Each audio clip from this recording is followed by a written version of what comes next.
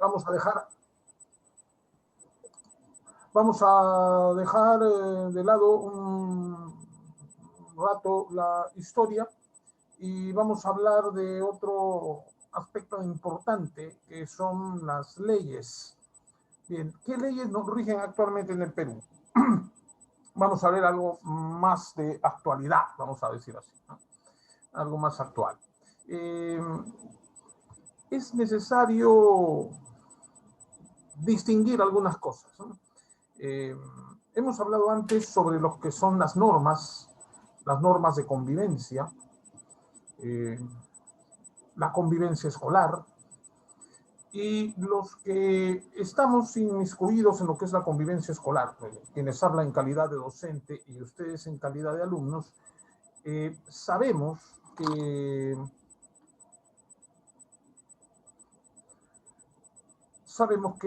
existe un reglamento interno, ¿no? Los colegios tienen un reglamento interno, ¿sí? Así como los colegios tienen un reglamento interno, otras instituciones también lo tienen.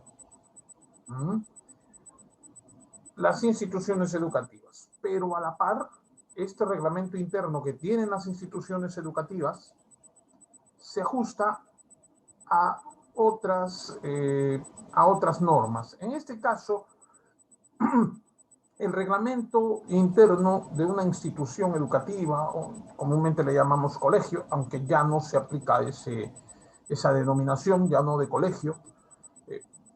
Actualmente los únicos colegios son los colegios profesionales. Ahora se les llama instituciones educativas. Estas pueden ser privadas o pueden ser públicas. El caso de San Fermín es una institución privada. Por derecho económico y jurídico es una institución privada. ¿Por qué? Porque es administrada bajo derecho privado. Bien, las otras instituciones son públicas. Ahora, la modalidad, bueno, la modalidad es EVA, es decir, educación básica alternativa. Los que están en los colegios o la llamada educación escolarizada es una educación básica regular. Los que están en la nocturna o no escolarizados, es decir, estudian fines de semana o vespertina o a distancia, son estudiantes de educación básica alternativa. Bien. Pero no estamos para hablar del tema de cómo son las instituciones educativas. Simplemente estoy poniendo como ejemplo que cada institución tiene un reglamento interno que está basado teniendo dos insumos. Uno, que son las normas sociales, y otro, que son las normas que rigen a todas las instituciones educativas en su conjunto. Bien, y así se va estructurando el reglamento interno. Bien, aparte del reglamento interno, ustedes, sobre todo, bueno, no sé cómo será en el San Fermín, puesto que yo me he dedicado a mi área, bueno, le llaman curso, he dedicado a mi área, a mi curso, y bueno, el manejo de la institución educativa ha estado a cargo del director y por ahí alguien dedicado a la tutoría o a la coordinación. Creo yo, no sé si será el caso de San Fermín, que tiene también normas de convivencia en el aula. O sea, aparte del reglamento interno, están las normas de convivencia de la institución educativa y están las normas de convivencia en el aula, ¿no? Bien. Hay normas, ¿ya? Pero también hay leyes.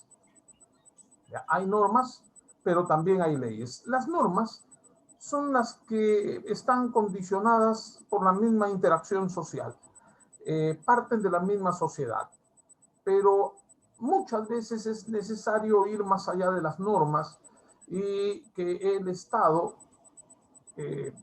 establezca su autoridad, ¿no? Es decir, la soberanía del Estado se manifieste a través de un corpus legal, a través de las leyes. Sin estas, el Estado no existiría. Por lo tanto, la sociedad no tendría un eje en el cual pudiese actuar, ¿no? Un sustento. Siempre la sociedad no solo va a tener normas, que son, como ya sabemos, bueno, las de saludar, las de escuchar a la otra persona, levantar la mano o hacer una señal solicitando la palabra. Normas como, por ejemplo, ceder el espacio a las personas que tienen prioridad por algunas circunstancias, porque no están en las mismas condiciones que los demás, en fin, eso ya lo conocen. Pero también son necesarias las leyes, porque al existir una estructura estatal, como ya lo han visto ustedes, ¿para qué es el Estado? ¿Para qué está el Estado? ¿Cuáles son los elementos del Estado? ¿Cuáles son las normas? Bueno, en este caso, ¿saben ustedes cuáles son los elementos del Estado? ¿Saben ustedes cuáles son las partes que componen un Estado? Y dentro de esas partes que constituyen el Estado, o dentro de esos elementos que tiene un Estado, está el orden jurídico, están las leyes.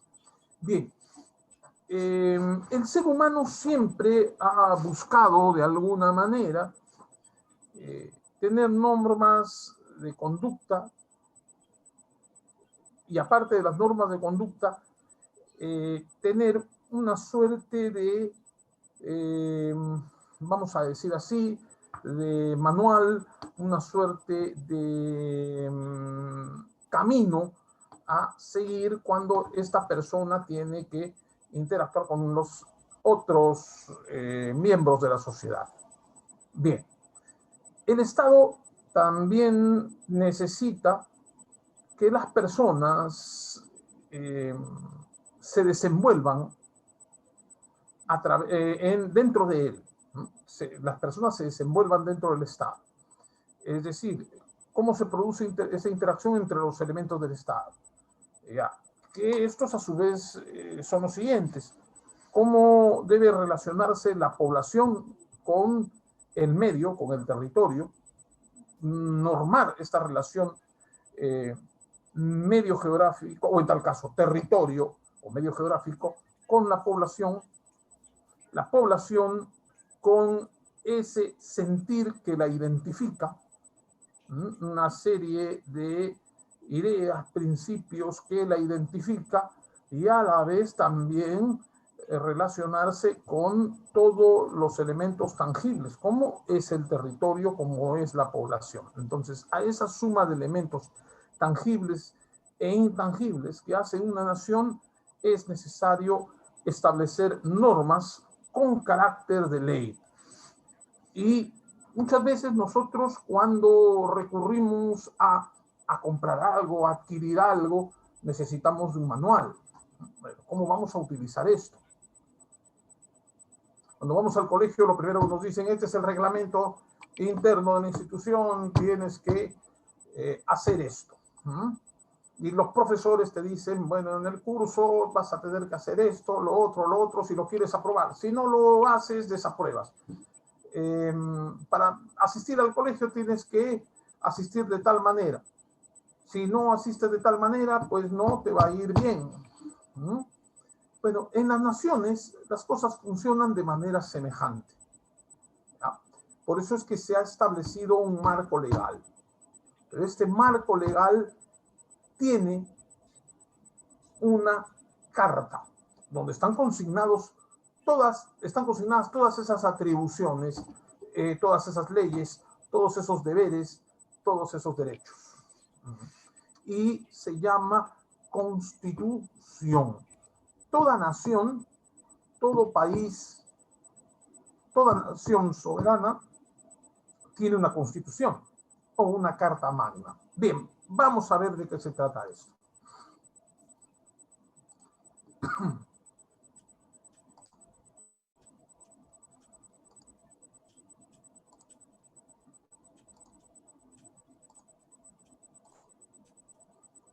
Bien, entonces ahí vamos a hablar de la Constitución Política del Perú, que ese es el tema de hoy.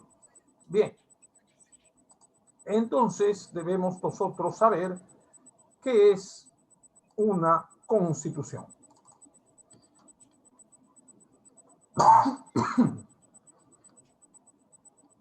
Bien, ustedes están viendo acá, ¿no?, qué es una constitución, ¿sí? Bueno, ahí dice introducción, pero el tema, como ya les dije, es Constitución Política del Perú. Ya les alcanzaré junto con lo que hemos hecho el martes, para que ustedes lo puedan leer.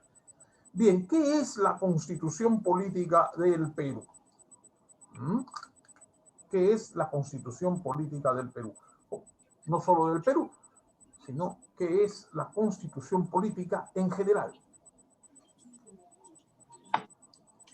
Bien, dice acá que es un instrumento jurídico fundamental de los estados modernos cuyos preceptos constituyen un marco conceptual de la organización jurídica y política de estos.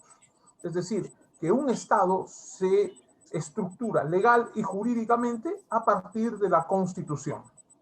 ¿Ya? Es el instrumento jurídico fundamental de los estados modernos cuyos preceptos constituyen un marco conceptual de la organización jurídica y política de estos. Es decir, es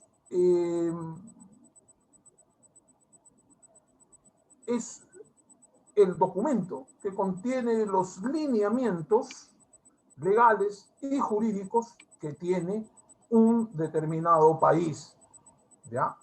Un determinado estado. Bueno, así se conciben los estados modernos. ¿Y qué es la Constitución? Es la ley máxima y superior de un Estado soberano. Es la norma fundamental que sustenta toda la actividad legal y de la competencia del Estado. Pues, ¿qué es la Constitución? Es un instrumento jurídico, legal. Es un documento que constituye la base legal de la vida jurídica y política de toda nación. Constituye un sistema de normas de características intangibles y básicas. Es también llamado ley suprema. Constituye un sistema de normas de características intangibles y básicas. Es también llamado ley suprema.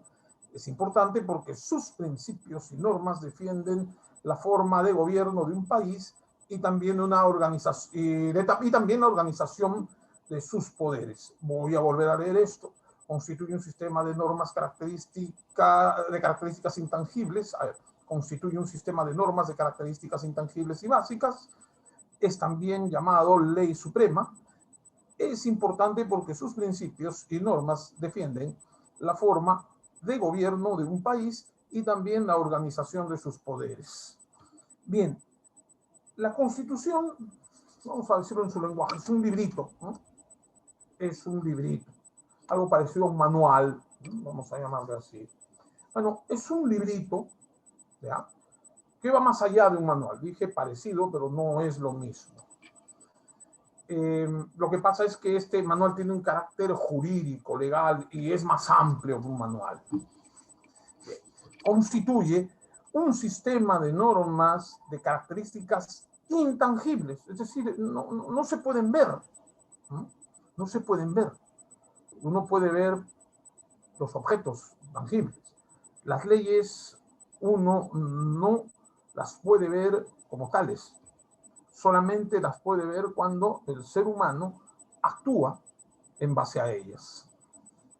Entonces, constituye un sistema de normas de características intangibles y básicas, porque la norma tiene, en este caso, o la ley, tiene un carácter supremo. Intangible porque va más allá de lo que nosotros podemos ver a simple vista. Bien, es una ley suprema, es un librito, cuadernito, donde se encuentran impresas un conjunto de leyes que van a normar la vida de un Estado. Y bueno, estas leyes, como lo vamos a ver más adelante, están orientadas a reglamentar las distintas actividades que los seres humanos tienen dentro de un determinado Estado. En este caso, hablamos de un país soberano. Fijan las leyes por las cuales se desenvuelven los gobiernos en cualquiera de sus niveles, ahora estamos hablando de las autoridades también, e incluso los ciudadanos frente a la autoridad y de los ciudadanos y de las autoridades frente al país e incluso a los recursos que tiene este país. Entonces, todo esto agrupa la constitución política. Bien, dejamos de compartir y ya sabemos qué es una constitución, ¿no? Es un conjunto de normas que estructuran el carácter jurídico y legal de un Estado. Sin una constitución no hay leyes de las que disponga el Estado y el Estado estaría de más. Todo Estado necesita de un corpus, de un conjunto de leyes que puedan normar la vida al interior de un Estado-nación. Bien. Entonces, nosotros estamos viendo acá, vamos a ver una vez más, para que lo tengan en la cabeza, es un instrumento jurídico. Sin ellos, los estados no podrían funcionar como tales. Sobre la Constitución se estructura la organización jurídica y política de un estado. La Constitución es la ley máxima, la Carta Magna. ¿De dónde viene esa palabra Carta Magna? Carta Magna, bien, en Inglaterra, hace varios siglos, hubo un edicto, Juan Sin Tierra. La sociedad inglesa de ese tiempo estaba tan convulsa, o tan convulsionada, mejor dicho así, tan convulsionada, y esta convulsión social llega a partir de la disconformidad de los pobladores. Entonces, ¿cómo van a actuar las autoridades en adelante? ¿Cómo deben actuar los ciudadanos frente a la autoridad y frente a sus recursos? ¿Y cómo la autoridad puede actuar frente a su población y frente a sus recursos? Entonces, se estableció un cuerpo de leyes, de normas, conocidos como la Carta Magna. Es la primera constitución de la que se tiene conocimiento, ¿no? La llamada Carta Magna. Bien, a partir de ahí también se le llama Carta Magna a la Constitución. Bien, la Constitución es la norma fundamental que sustenta la actividad legal y la competencia del Estado. Un Estado no puede actuar si no tiene un marco legal y por ende si no tiene una Constitución. Pues ya lo demás dijimos, ¿no? Lo pueden leer ahí. Bien. Es importante porque sus principios y normas defienden la forma de un gobierno de un país y también la organización de sus poderes. Y ya vimos anteriormente los poderes del Estado, ¿no? Legislativo, bueno, ejecutivo, legislativo y judicial. En la Constitución está normado cómo deben actuar, cómo deben operar estos tres poderes del Estado. Claro, son autónomos, y eso lo dice la Constitución. Tienen independencia, lo establece la Constitución. Sus funciones y atribuciones, así como sus limitaciones, están establecidas en la Constitución política. Jueces, congresistas, ministros y el presidente no pueden salirse de la Constitución. Todo acto que ellos tienen tiene que estar sujeto a la Constitución política. Por lo contrario, si ellos se salen de eso, van a tener serios problemas que pueden ocasionar la sanción a estas autoridades y hasta su vacancia, es decir, su destitución. Bien. Ahí vimos nosotros, ¿no?, cuán importante es una constitución. ¿Qué es una constitución? ¿Para qué sirve? ¿Y cuál es su rol en los estados modernos? Ahora, vamos a ver otro aspecto más.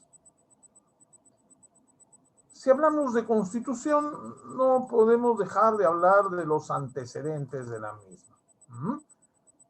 ¿Dónde se origina la constitución?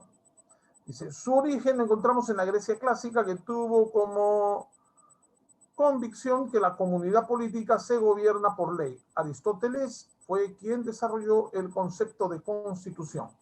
Bueno, lo anterior que mencioné Inglaterra es por la denominación Carta Magna. ¿Ya? Acá estamos hablando de constitución, ¿ya?, del término constitución. Bien. Su origen lo encontramos en Grecia, en la Grecia clásica, en la Grecia de la antigüedad. Bien, Grecia fue, y específicamente Atenas, porque fueron ciudades-estados las que constituyen la cultura griega, Grecia y específicamente Atenas fue una democracia antigua, una democracia como se entendía hace muchos siglos. No es semejante a la democracia actual, a la democracia moderna. Bien, tiene elementos en los que se basa la democracia moderna, pero no es igual a la democracia moderna, a la democracia actual. Pero las primeras formas de democracia surgen en Atenas. Por lo tanto, las primeras ideas de constitución surgen en Atenas.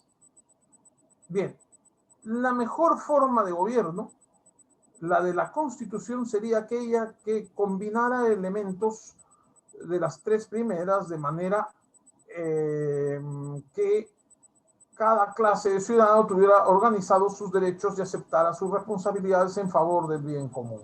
Bueno, nos hemos salteado. Vamos entonces a ver de qué se refiere mejor forma de gobierno. Bien. Vamos a mencionar tres formas de gobierno. La monarquía, que han existido en la historia. La monarquía, gobierno de un solo hombre. La soberanía no reside en el pueblo, sino reside en el gobernante, en este caso en el monarca. Aristocracia, gobierno de los mejores. ¿Ya? Aristocracia, gobierno de los mejores. Pero, ¿cuál era esta aristocracia? En Atenas, esta aristocracia mezclaba el estatus social con la capacidad intelectual. Estaban asociadas, ¿no?, el prestigio social con la capacidad intelectual. Entonces, aunadas ambas características, estos señores pasaban a gobernar. Fue la democracia ateniense una democracia esencialmente aristocrática, porque en Atenas, como en toda Grecia, existían esclavos. No es concebible una democracia con esclavos, pero en Atenas los existían. Y además, el pueblo, no todos los del pueblo ateniense, y ya me refiero a los que no eran esclavos, no todo el pueblo ateniense tenía la misma jerarquía ante la ley. Por eso es que tiene esa connotación aristocrática. Y ahí nace en Grecia también el término, que significa gobierno de los mejores. En Europa medieval, en Europa de la Edad Media, como bien lo saben, ya tuvo otra connotación. Esta aristocracia era sanguínea, venía de familia, venía de casta, tenía un corte familiar y también étnico, y ya no podemos decir que eran de los mejores. Bueno, de los mejores según ellos, según un cierto grupo, ¿no? Bien, no es una idea tampoco democrática la de la aristocracia. Y la democracia moderna se antepone a la monarquía y a la aristocracia. La democracia moderna nos habla de gobierno de muchos. Bueno, en otros casos también dicen gobierno de todos. Demos poder, bueno, demos pueblo, kratos, poder, ¿no? Entonces, tenemos aristocracia, kratos, poder, aristo, mejores. Democracia, demos pueblo, kratos, poder. Democracia, poder del pueblo. Bueno, entonces a partir de ahí decimos la mejor forma de gobierno, la de la Constitución, nos referimos a la democracia. Sería aquella que combinara elementos de las tres primeras de manera que cada clase de ciudadano tuviera organizados sus derechos bien. ¿Por qué extraer de las tres si decimos que hay una mejor? Por algo la democracia moderna está en boga ahora. Bueno, la monarquía nos señala de que es necesario que exista alguien dirigiendo un Estado. En efecto, la aristocracia nos habla de gente que debe manejar el poder, porque no todos pueden manejar el poder. Bien, entonces se dice, se combinan estos tres elementos y se aceptará sus responsabilidades en favor del bien común. Es decir, se aceptará, ¿no?, los aportes de estas tres formas de gobierno. Se aceptará las responsabilidades de quienes gobiernan en favor o a favor del bien común. Es decir, estos señores que ya tienen el poder van a actuar en favor del bien común, en favor de todos, ¿verdad? Entonces, teniendo ese precepto de que quienes van a gobernar van a representar a la población y van a actuar en favor del bienestar general, en favor del bienestar de todos. Entonces, eso ya es un principio democrático sobre el que debe girar ese corpus de leyes que conocemos como constitución política. Ese es el concepto actual que se tiene de constitución. Bien, y ya estamos viendo ahí cuáles son los antecedentes de la constitución. Hablamos de Grecia, podemos hablar de la Revolución Francesa de 1789, podemos hablar de la independencia de los Estados Unidos de 1776 y aún más atrás, de mediados del siglo XVIII, es decir, de mediados de los 1700, cuando apareció la Ilustración. ¿Ya? Cuando apareció la Ilustración. Y los ilustrados nos hablaron de dejar el viejo orden, de dejar el antiguo régimen monárquico, autocrático, absolutista, por un régimen nuevo, que vinculara a toda la sociedad, que escuchara el clamor popular, que atendiese el clamor popular, que se orientase en el bien común. Y es así como surge la idea primigenia de democracia moderna.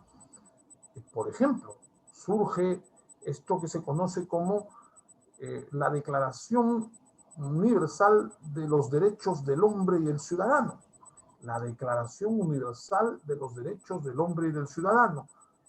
A partir de ella, a partir de esta declaración, se estructura la primera constitución francesa, ¿ya? La primera constitución política de Francia.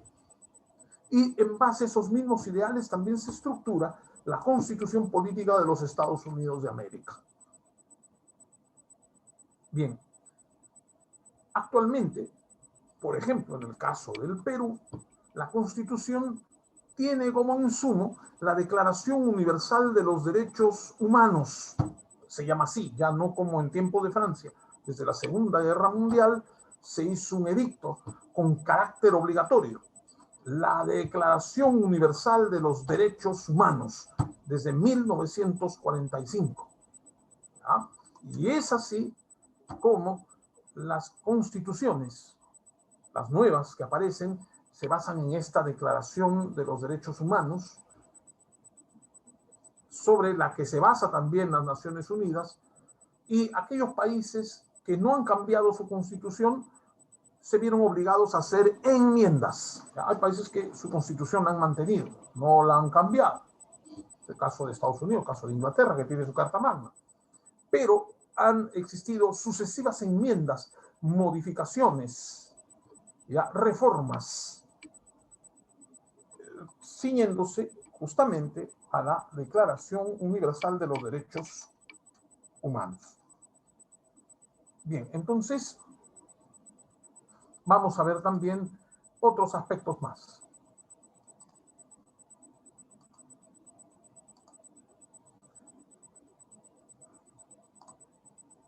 Ahora vamos a ver cuál es el contenido de nuestra Constitución.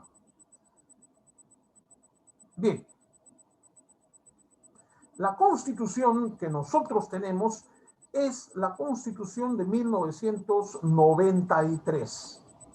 Quienes habla ha vivido dos constituciones y un estatuto. El estatuto, vamos a decir el estatuto de emergencia del gobierno revolucionario de las Fuerzas Armadas de 1969. Luego, 10 años después, se confecciona, se elabora la Constitución de ese año, de 1979, cuya asamblea constituyente estuvo presidida por el fundador del APRA, Víctor Raúl Haya de la Torre. Bien, es la Constitución del 79 que duró hasta el año 1992, en momentos, en circunstancias que se produjo el autogolpe de Alberto Fujimori, un 5 de abril de 1992, y para no tener mayores problemas, para acogerse a la ley internacional y para contentar al pueblo y para definitivamente no caer como un autócrata, Fujimori dispuso un tiempo para elaborar una nueva constitución, que sería promulgada en 1993. Vamos a hablar también luego de eso. Bien, ¿qué contenido tiene la Constitución de 1993? Consta de 206 artículos, 16 disposiciones finales y transitorias. Consta de 206 artículos y 16 disposiciones finales y transitorias ordenadas en 6 títulos, así como un preámbulo y una declaración. Consta de 206 artículos, 16 disposiciones finales transitorias, ordenadas en 6 títulos, así como un preámbulo y una declaración. Bueno, si la comparamos a la Constitución de 1979, Constitución que tuve la oportunidad de conocer, no solamente en teoría, sino también en práctica, porque he vivido ese tiempo, bueno, ustedes no. La Constitución del 79 era más compleja, un poco más compleja, no voy a decir tampoco tan compleja, no. Era más compleja que esta. Tenía más detalles que esta, ¿no? Porque tenía capítulos, artículos, incisos, tenía más detalles, ¿no? Lo que se intentó con esta Constitución es que fuera más concisa y es por lo menos más breve, ¿no? Y concisa sí, pero luego hablaremos de las características de la Constitución vigente. Me refiero a la interpretación de los fines para los que fue promulgada esta Constitución. Otro tema. Vamos a hablar del contenido que tiene la Constitución de 1993. Consta de 206 artículos, 16 disposiciones finales y transitorias, ordenadas en 6 títulos, así como un preámbulo y una declaración. Entonces, aquí, bueno, aquí solamente hay algunos de los títulos, son 6 títulos. Y por ejemplo, un título nos habla de la persona y de la sociedad, del Estado y la nación, del régimen económico, y así vamos a ver algunos otros más. Algunos otros más, como por ejemplo, a ver, dejamos de compartir, vamos a ver algunos más.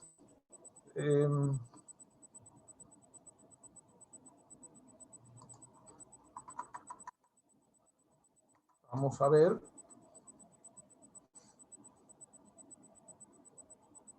Porque queremos ver también qué contenido tiene.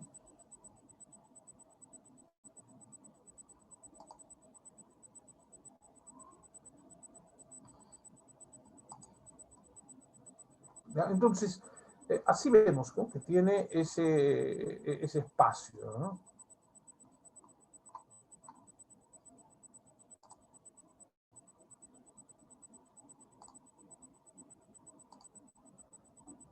Bien, entonces,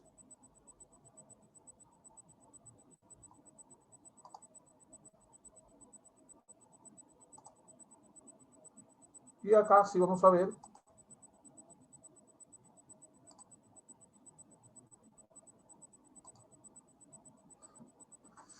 entonces, y ahora sí compartimos.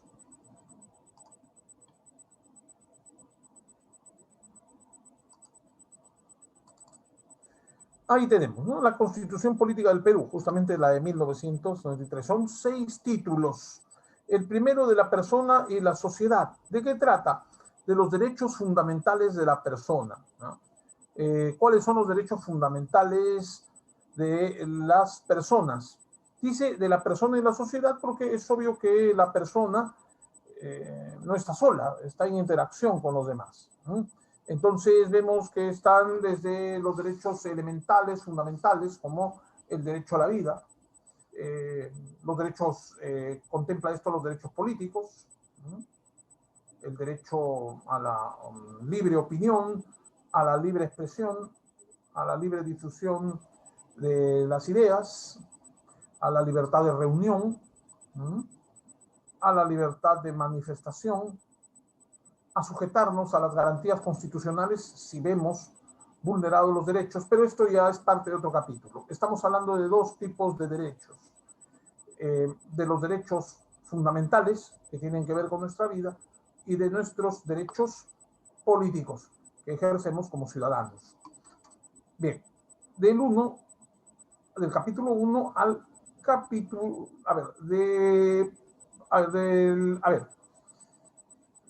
estamos hablando de justamente el título 1, ¿verdad? ¿Cuántos artículos comprende? 42 artículos. Bien. Del Estado y la Nación. A ver, permítanme. Del Estado y la Nación. ¿De qué tratan estos capítulos? Son artículos del 43 al 57. Los fundamentos del Estado y la Nación. El 2 tiene que ver con el Estado y la Nación. Bien, entonces, veamos acá. Por citar un ejemplo,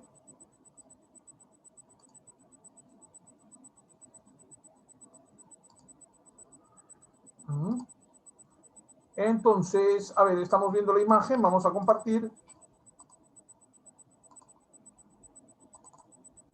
Bien, ahí tenemos, ¿no? El capítulo 1, los derechos fundamentales. El 2, derechos sociales y económicos. El 3, los derechos políticos y los deberes. El capítulo 4, de la función pública. El capítulo 2, del Estado y la Nación. Del Estado y la Nación y el territorio y de los tratados. Bien, entonces, en el capítulo 2, por ejemplo, encontramos establecidas cuáles son las funciones del Estado. Define también el tema de cómo se manejan los poderes del Estado.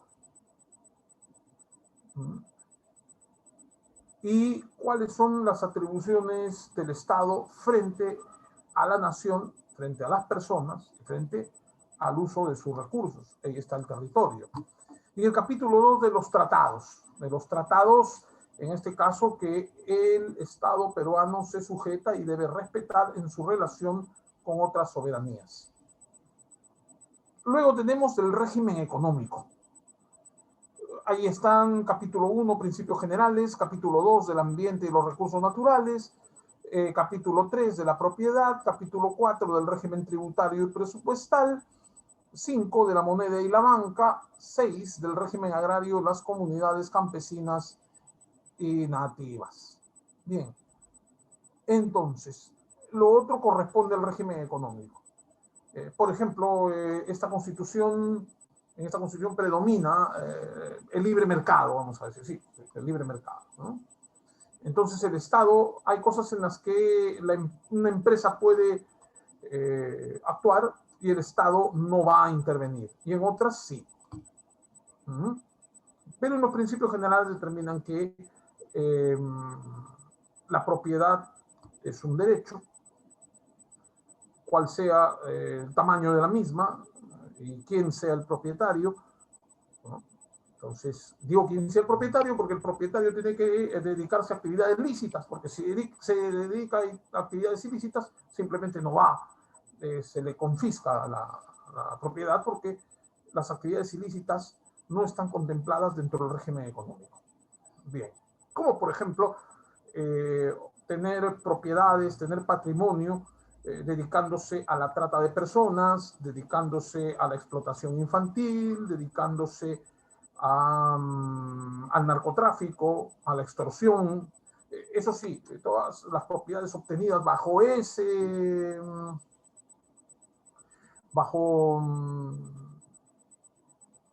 esa modalidad son bien devueltas a quienes se les fue arrebatadas, o en tal caso de no tener un dueño conocido, pues simplemente pasan a ser confiscadas por ser ilícitas. En las actividades lícitas, el Estado espera que el mercado defina, por ejemplo, precios de las cosas, bueno, eso como lo más importante. Frente al ambiente y los recursos naturales también, cómo estos pueden ser utilizados, cómo deben ser utilizados, respetando, eso sí, la integridad de esos recursos y también viendo el tema del cuidado del ambiente. De la propiedad, como dije, hay ciertas normas que prohíben el monopolio, por lo menos en teoría.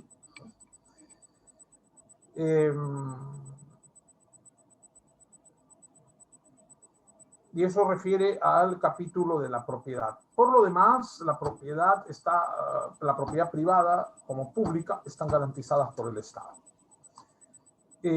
Capítulo 4 del régimen tributario y presupuestal. Bueno, el presupuesto se debe establecer, por lo general, el presupuesto es discutido por el Congreso de la República. No hay otro organismo que discuta el presupuesto nacional o lo apruebe, lo discuta y lo apruebe. No, es el Congreso. Claro, hay técnicos. También hay la propuesta del Ejecutivo, ¿sí? Pero tienen que pasar por el Congreso. Bien. Capítulo 5 de la moneda y la banca. Tiene que ver a las atribuciones, por ejemplo, de dos organismos importantes. El Banco Central de Reserva, que fija la política monetaria y actúa con cierta autonomía, y la banca. Ahí está la Superintendencia Nacional de Banca y Seguros. Son reglamentos a los que las operaciones bancarias y financieras se deben ajustar. 6. Del régimen agrario de las comunidades campesinas y nativas. Del régimen agrario y también de las comunidades campesinas y nativas. Hasta dónde llegan los derechos de, vamos a decir, los propietarios privados o de las grandes empresas agrarias, y dónde empiezan también los derechos y terminan los derechos de comunidades campesinas y también nativas. Bien, entonces vamos a también a compartir otra imagen.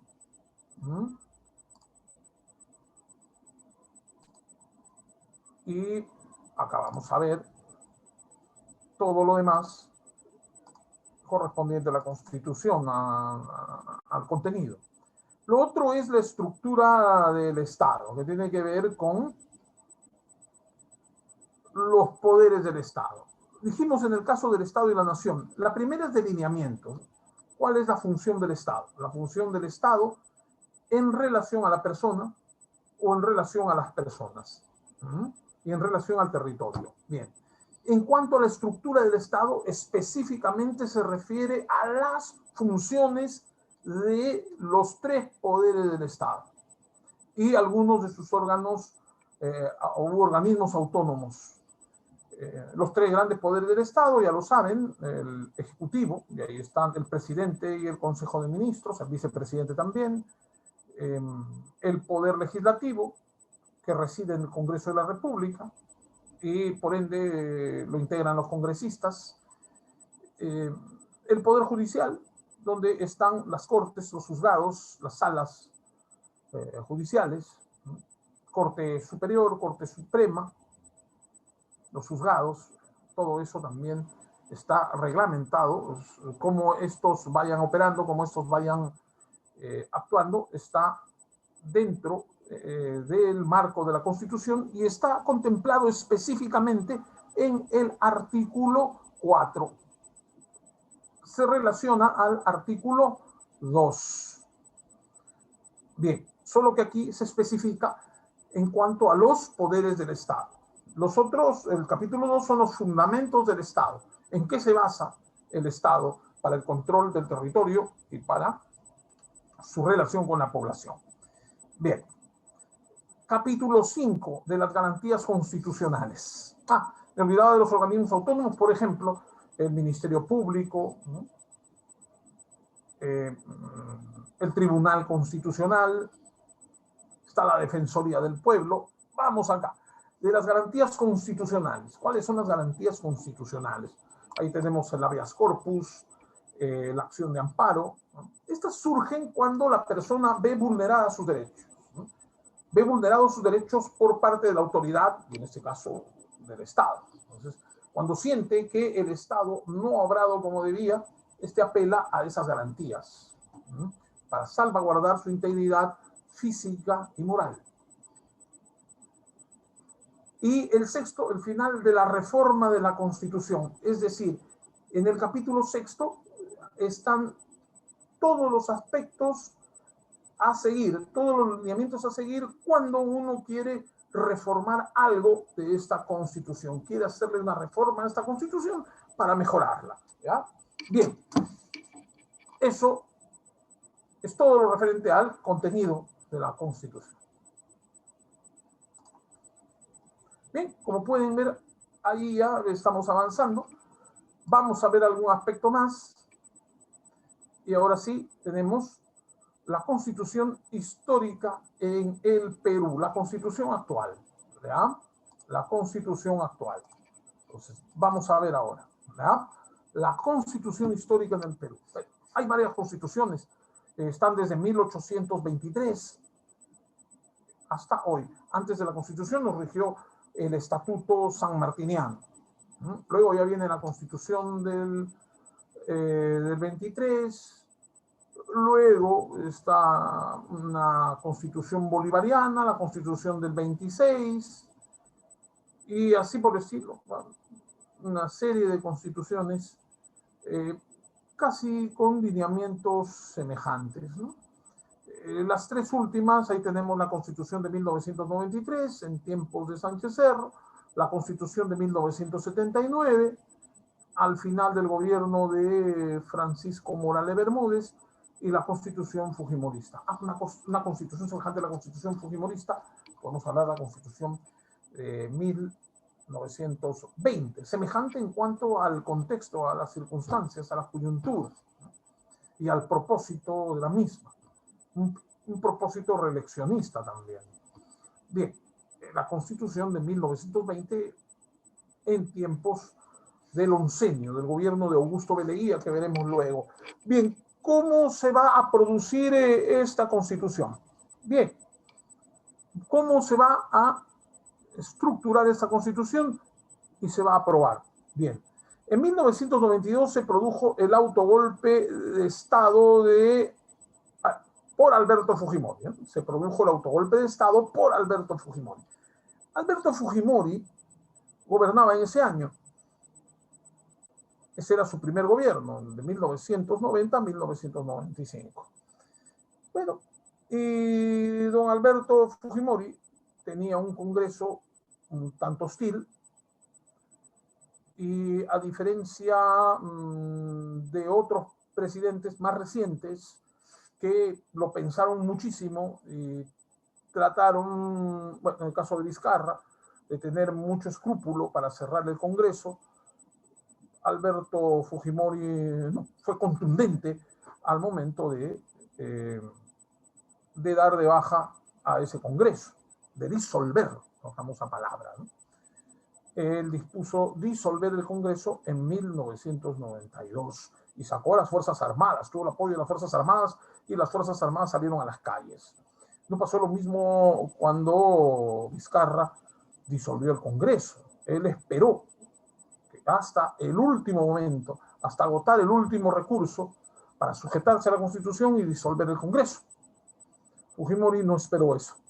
Sin embargo, la actitud de Vizcarra fue vista como dictatorial por parte de los fujimoristas. Y no es hacer política, es la verdad. 1900, bueno, acá dije, no es hacer política, es decir la verdad. Bueno, si hablamos de constitución política, hablamos de política. Pero ante todo, lo que he dicho es la verdad y es necesario saberla. 1992, el golpe o el autogolpe. ¿Qué significa autogolpe? Él mismo le va a dar un golpe de Estado a su propio gobierno. ¿Por qué? Porque su propio gobierno tenía otros actores, tenía otro Congreso, otro Poder Judicial y también bueno, hizo el cambio de ministros. Entonces, voy a hacerle un golpe a mi gobierno para yo también hacer un gobierno después del golpe a mi medida, tal y como yo quiero. Por eso es que le llamaron autogolpe. Él se dio el golpe para terminar con su gobierno y emprender uno nuevo, dirigido por él mismo. Ya me entienden, ¿no? Autogolpe de Estado de Alberto Fujimori con apoyo de las Fuerzas Armadas. Cabe resaltar que la Constitución de 1979 siguió teóricamente vigente hasta que se promulgara de la de 1993. ¿Ya? Bien, este es el gobierno de emergencia y aún se respetó la de 1979, pero ya tenía un plazo perentorio, ¿no? Apenas se apruebe la de 1993, se promulgará y Fujimori ya tendrá otras leyes para ejercer su gobierno. Bueno, el golpe se dio el 5 de abril de 1992. Tiempo después, meses después, él convocó a la conformación del Congreso Constituyente Democrático. Justamente bajo este Congreso Constituyente Democrático se elaborará una nueva Carta Magna, una nueva Constitución, la de 1993, promulgada el 22 de diciembre de ese año y tuvo vigencia desde 1994. ¿Ya? Entonces ahí tenemos el antecedente de la Constitución Política del Perú de 1993, que es hasta ahora la Constitución actual. Se dice, esta puede cambiar. Algunos hablan de la posibilidad de reformarla íntegramente y otros simplemente de convocar una asamblea constituyente para una nueva constitución. Eso queda aún por verse. Muy bien, eso es todo. Nos vemos en la próxima clase. Gracias, profesor Heredia.